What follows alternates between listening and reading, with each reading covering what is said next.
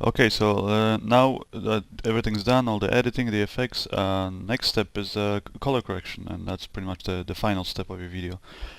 So we'll start it with this shot here, with this performance shot. And just, some things to keep in mind. When you're color correcting, like with anything else, when you're doing your production design, choosing your sets, actors, costumes, all that stuff, you gotta have an idea of sort of what you're going for. Here's I'm gonna show you how it looks, how I do this using Magic Bullet Colorista. So Magic Bullet, we have Colorista. I'll just drag it here onto this shot, and this is how it looks. So you have your primary, and then you have your secondary and master options. So primary is sort of like you want to sort of adjust your shot, that you do the pre-color correction, before you actually do the main sort of color correction. So that's, let's say, if your shot is overexposed or things like that, or your white balance was completely off, that's what you want to use to adjust that, to bring your shot sort of to this neutral state, and then use the secondary to really do your color correction. So here I'm looking at the shot, and in general I'm just not happy with the colors that are in this shot. So first step I'll do is I'll just take primary saturation and just drag it down, maybe like minus 20%, for example. And for now I'll hide primary. Then I'll go to secondary here and extend the secondary three-way color corrector. And this is sort of how all of your color correction tools are going to look. Doesn't matter if you're using Colorista or if you're using the built-in three-way color corrector in Premiere or in Final Cut. You're always going to have these three sort of circles. This represents here shadow, it says. This one is for the midtones, and this is for the highlights. Highlights you can always adjust to whatever it is that you think should be, or sometimes, many times I just leave it, like untouched. So the first thing I'll start working on is the midtones. So here I kind of want to make the midtones look, like I said, the skin tones, I want to kind of keep it more natural, so more towards the warmish area. So as you can see, this part here of the circle, and then the opposite side, that's where you start going into these cooler colors. So I'll just basically click on this point here in the center and just drag it, and you start seeing right away how it starts affecting the shot. So just the midtones. So like look at his skin tones here and maybe those columns over there.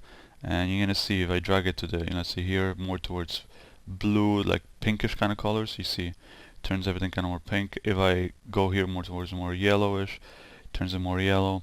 And really what I want to do is I kind of want to keep the shot, almost make it look like it's kind of black and white.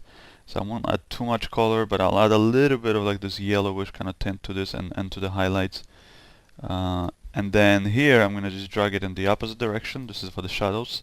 So again, I'm kind of countering the midtones, and I drag it to the opposite direction just to sort of bring the shot back to sort of a neutral state. So it's not so yellow. So this is how it looked before the color correction. This is how it looks now. It's very subtle, but you can see that it's just kind of more yellowish and a bit less color it has in it. So that's kind of thing. And now next step I'll do is I'll adjust the levels of the shot basically. So I want to take those shadows, and in this shot I really want to make it look dark here, like really pretty much black.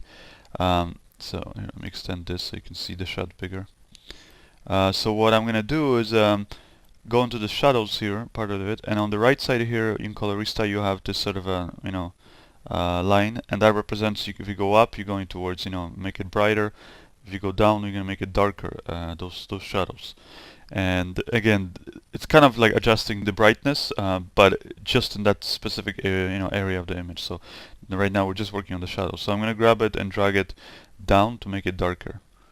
You can see it's basically darkening, but just darkening these shots, the shadows of the shot, not adjusting really his skin tone. So like that, maybe a bit less. And then what I'm going to do here is I'm going to drag up the midtones, kind of brighten them up a little bit, not too much. And then I'm going to really drag the highlights, going to try to add like this punch to the shot. You can see if I start doing it too much, it will really kind of wash out his face. So maybe I'll bring it just a little bit. So I think maybe bring the midtones a bit more. And that's sort of the stuff that you want to be playing around with when you're doing these shots. So I'm looking at it, I still feels very warm to me, the shot. I want to offset and make those shadows really kind of cooler looking. I think it's gonna add a cool kind of a shade to the shot. So I'll drag it even more into this blue area. Maybe take it more towards green, the kind of turquoise colors, like there. You can see it's already starting to make the shot look interesting. And what's cool about it is that in those shadowy areas there, it is, it is cool kind of looking colors, but it doesn't make the whole shot. It's not like you apply a filter where the whole shot just looks blue. So that's what makes it kind of right away stand out, and because the skin tones still have that warmth to it.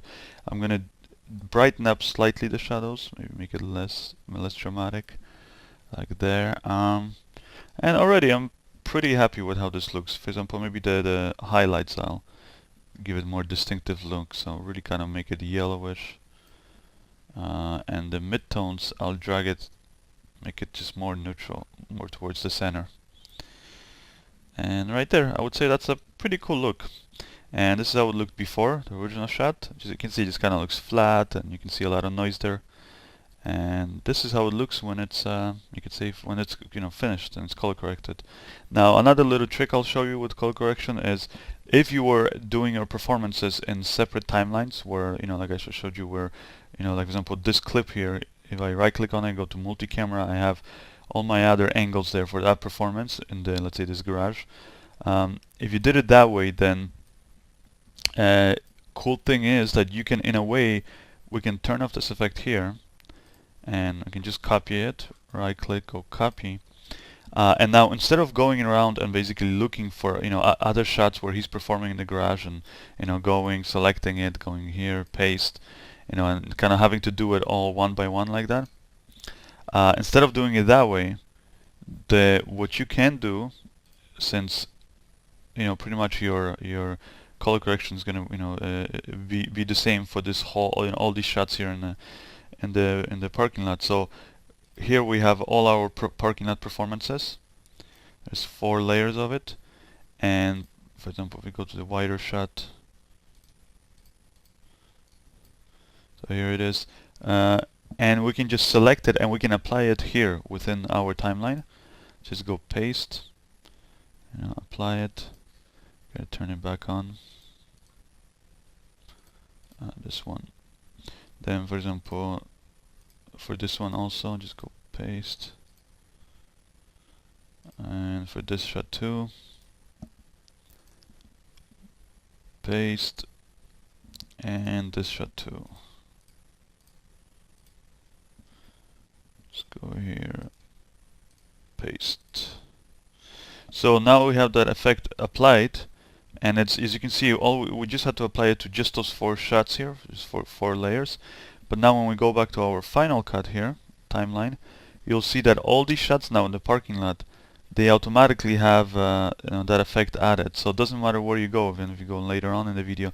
And so it's not like you have to go now individually and look for which clip is which and apply it. So that's one cool way of doing color correction like that. Works well. And that's kind of how the process works for the color correcting. And you can just kind of go through this whole thing. And if you want, I can maybe quickly color correct one more shot for you guys. So let's see, we'll take this shot here of Lydia. I'll take my colorista, drag and drop it, go to the secondary, 3-way color corrector, and let's say we have a bit of the blue there, so I'm going to try to bump up the blue, the sort of effect of it, and bring it back up. So I'll really drag it towards the blues, and also because she has this, the blue jeans here, the jacket.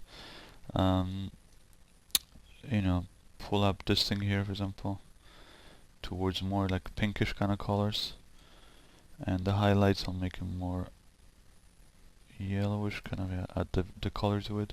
Now the primary saturation, I'll drag that down. I find it's a little too strong. Now adjust the highlights here in my secondary, so not too much because we already have this really big highlights from the light there, the backlight. Midtones, bring them up a little bit and crash the shadows. So it almost turns the background there to black. Maybe her skin tone feels a little bit too bland here, so I'll add a bit more warmth. So you can see, just kind of, you can drag it, make it a bit less red, more kind of yellowish, somewhere in between there. So slowly, slowly, and just a matter of like slightly pulling it to this side or that side. And this is how the shot looked before, this is how it looks now, so I think it already looks much better. Just has a contrast to it and stuff, so that's kind of how you'd go about it. And literally you just gotta go shot by shot and do the color correction, and once you're done, you're ready to export.